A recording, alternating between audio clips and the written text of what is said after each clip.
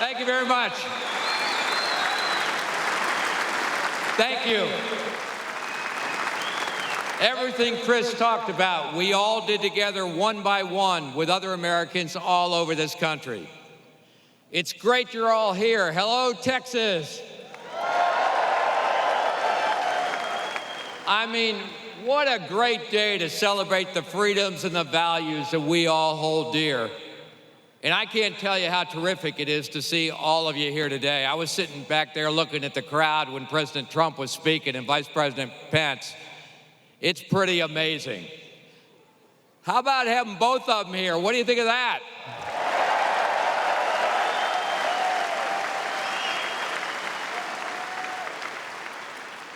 You know, the fact that all of you are here means you must have missed the news. I mean, really, haven't you heard? The NRA's in big trouble. We're finished. We're on the run. We're losing. In case you missed it, take a quick look. We want Congress that works for the people, not for the NRA. They act, quite frankly, in some cases, as a terrorist organization. The NRA is a terrorist organization. You are killing children. Basically killing kids. Child murderers.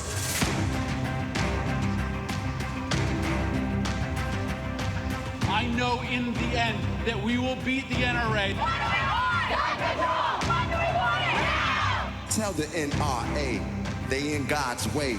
That enough is enough.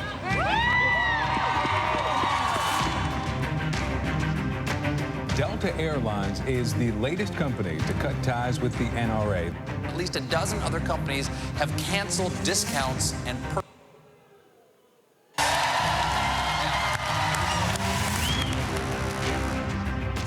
They are losing in the policy debate. It passed a bill into law with gun restrictions in it. Revenge. Remember, we can beat the NRA.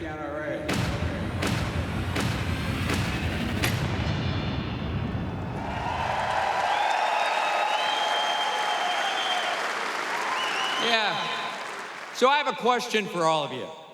If we're so dead, why are so many thousands of you here in this hall right now celebrating the very freedom for which the NRA stands and fights?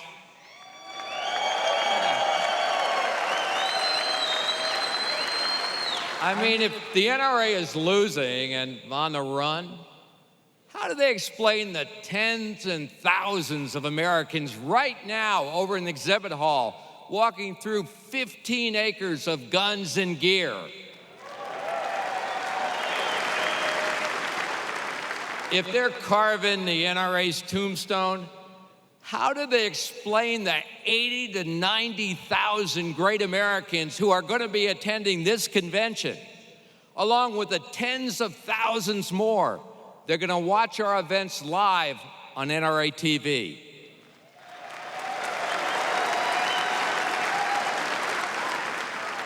You know, they're so eager to dance on NRA's grave that they can't see straight enough to recognize the undeniable truth that's right before their eyes. They can't see all of you. Millions of good-hearted, patriotic people, just like you, all over the United States of America, who are members of the National Rifle Association of America.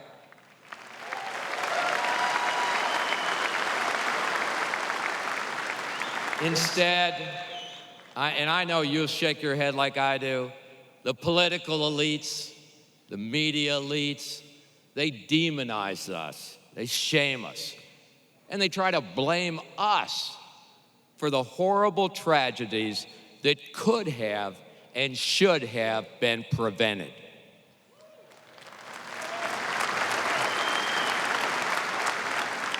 And I know all of you know this. They're tragedies that we had absolutely not one damn thing to do with.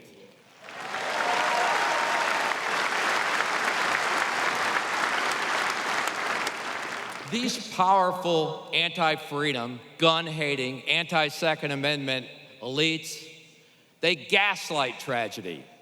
They exploit victims to advance their ultimate agenda, kill the NRA and napalm the Second Amendment right out of existence.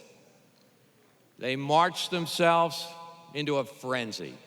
They yell and they shout every nasty name they can think of to call us. And they demand our surrender while predicting our demise. But from this podium, one thing is obvious and clear. They've taken their best shot. They've hit us with all the protesting, marching, screaming, media Bloomberg-funded Twitter posting activists they got. And you know what? We're still here and we aren't going anywhere.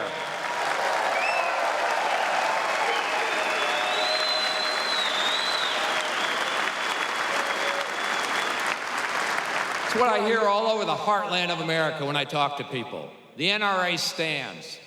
In fact, we're standing stronger now than ever. I'm proud to stand here in front of you right now and report that as we meet here today, the NRA's membership is at an all-time high, approaching 6 million active members, and thousands more are joining every single day. We're growing more powerful at a record rate, thanks to people all over the country that are determined to defend their freedom. Think about that. While they write our obituary, more Americans belong to the National Rifle Association of America right this second than at any point in our 147-year history.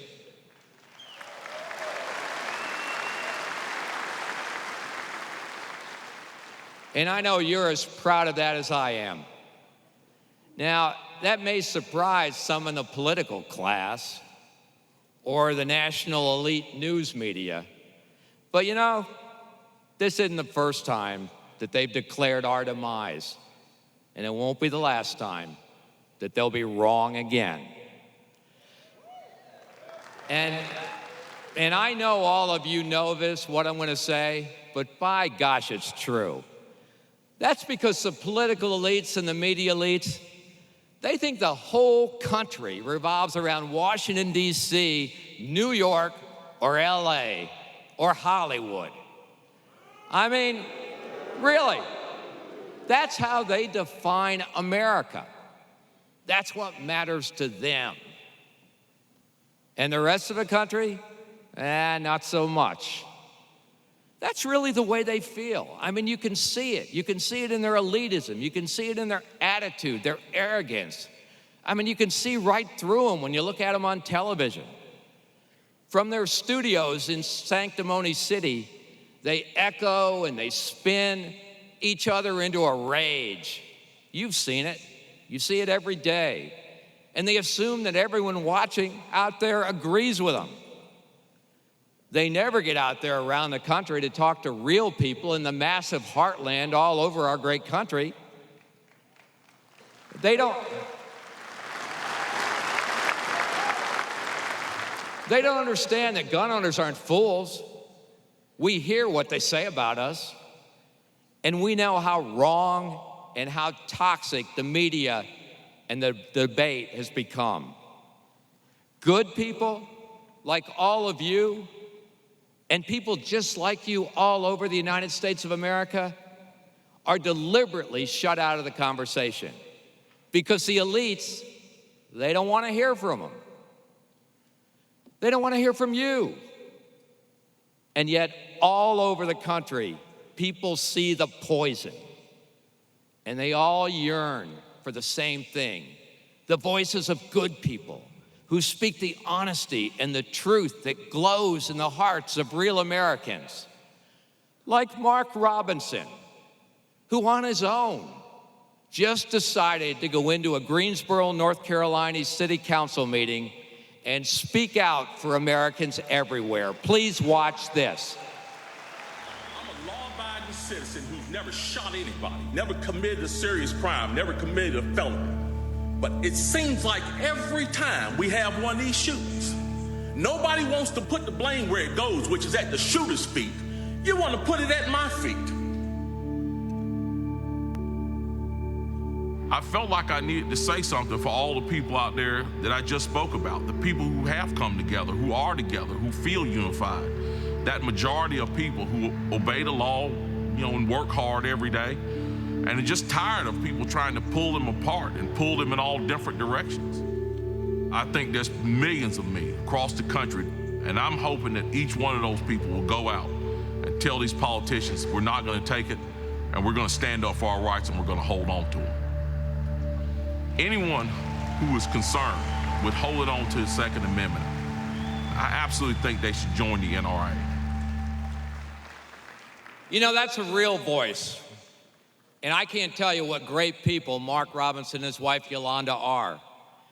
But the sad thing is, you won't hear it on MSNBC or 60 Minutes or of a Today Show. That's the kind of real voice that's welcomed here in this room. The Voices NRA is determined that are going to be heard all over this country between now and the November elections. Take a look. I do know what it's like to be vulnerable. I know what it's like to feel like you can't protect your children or yourself. And it's terrifying when you have a spouse, whether it be husband or wife, that's serving overseas thousands of miles away, and you're the only one there to stand up for yourself, to stand up for your home, for your little kid that's right there next to you. I support the Second Amendment because of that. I support the NRA because they support my right to protect my kids. Everybody has a right to life, and you have the right to protect that. And nobody has the right to take it away from you.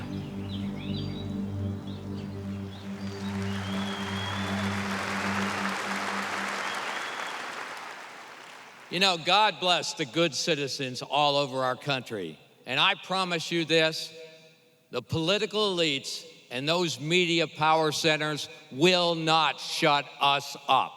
The voice of real America will not be silenced. We will be heard, and by God, you better believe, the voices of America's good guys with guns will be heard.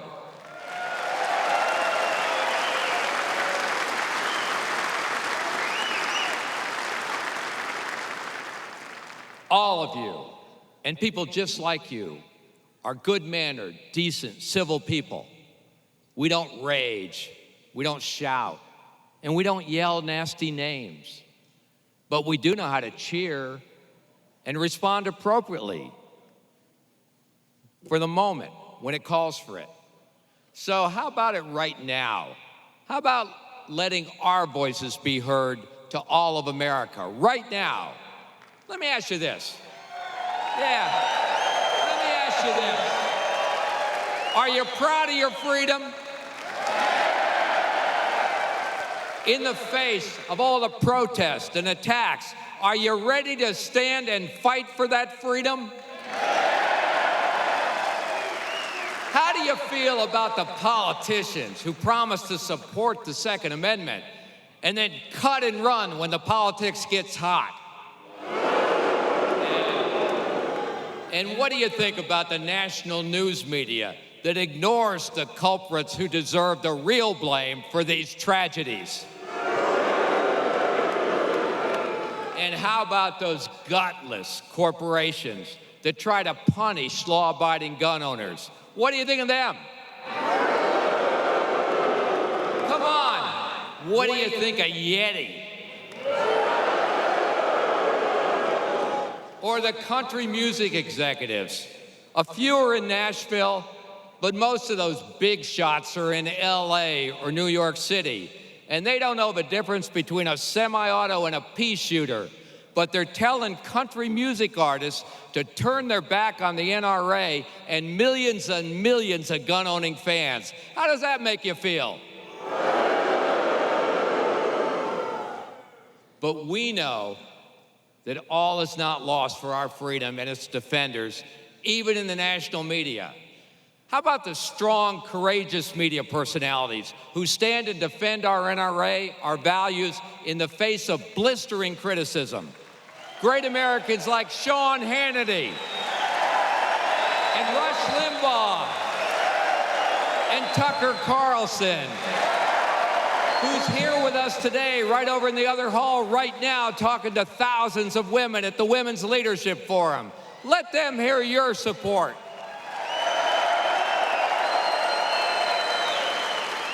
And how about our own media voices? Does Dana Lash make you proud or what?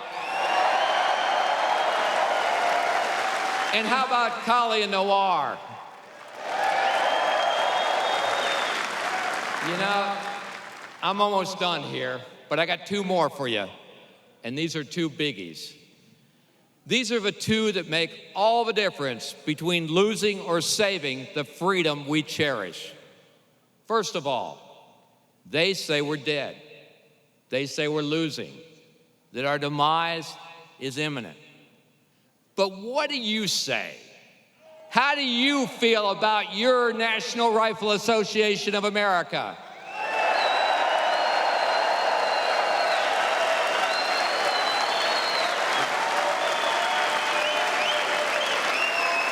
I'll join in that applause. And I'll tell you, people like you are applauding all over the country right now.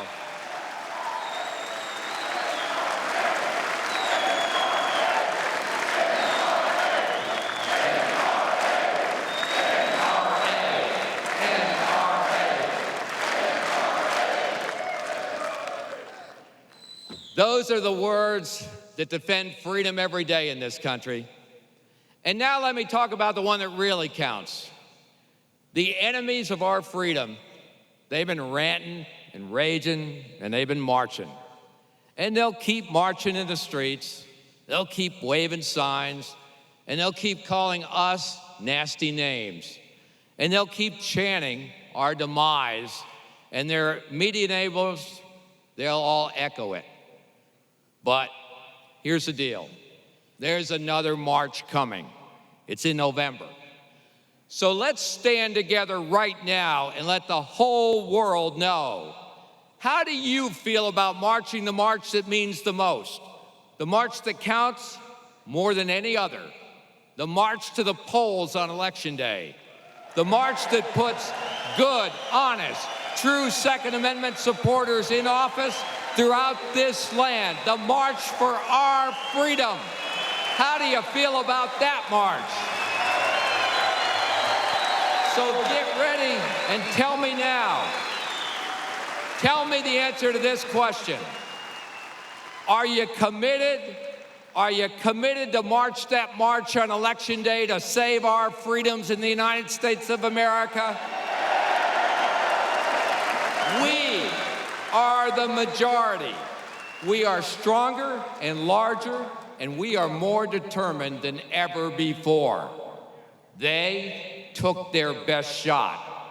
They proved they'll never be tough enough or strong enough to take us down. Now it's your turn. Our march to the polls in November. Everyone marches. Every gun owner turns out. No one sits on the sidelines. These are our liberties. These are our rights. We were born for this moment, for this opportunity, to defend the freedom that runs in our blood and pounds in our hearts. This is our time, and our election to go out and take. It's our march, our victory, our freedom, and we will stand by, gosh, and we will fight to defend it. God bless all of you. Thank you very much. And keep fighting for that freedom every day. Thank you. Thank you very much.